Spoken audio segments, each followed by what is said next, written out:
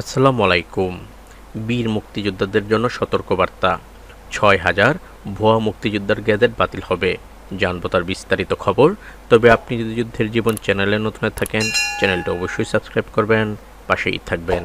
জাতীয় মুক্তিযোদ্ধা কাউন্সিল জামুকার ২০১০ সাল থেকে এখন পর্যন্ত ৬,৪৬৫ জন মুক্তিযোদ্ধার গ্যাজেট বাতিল করার সুপারিশ করেছে। গতকাল মঙ্গলবার মুক্তিযুদ্ধ বিষয়ক মন্ত্রণালয় সম্পর্কিত সংসদীয় স্থায়ী কমিটির বৈঠকে এ তথ্য জানানো হয়। জামাতের অনুরোধে কমিটির সদস্য ও দল থেকে বহিষ্কৃত গাজী নজরুল ইসলাম এমপিকে বৈঠকে আমন্ত্রণ জানানো হয়নি।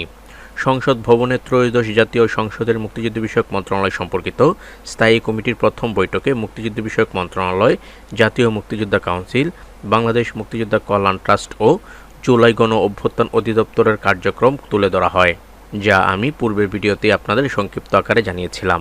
এদিকে সূত্র জানায়, বৈঠকে কমিটির সদস্য ও জামাত থেকে বহিষ্কৃত সংসদ সদস্য গাজী নজরুল ইসলামকে আমন্ত্রণ জানানো হয়নি। জামাতের পক্ষ থেকে তাকে সংসদীয় কমিটি থেকে বাদ দেওয়ার জন্য চিঠি দেওয়া হয়েছে বলে জানিয়েছে সূত্রটি। জানা গেছে, বৈঠকে জামুকার কার্যক্রম সম্পর্কে বিস্তারিত তুলে ধরা হয়।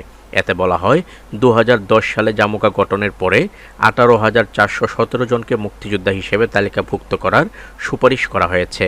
এর মধ্যে ৭৬৮ জন শহীদ, ১৯৮ জন যুদ্ধাহত, ৫২৯ জন বীরাঙ্গনা ও ১৬,৯২২ জন সাধারণ মুক্তিযোদ্ধা। বীরাঙ্গনা হিসেবে অন্তর্ভুক্তির জন্য ২২২টি আবেদন অপেক্ষমান আছে।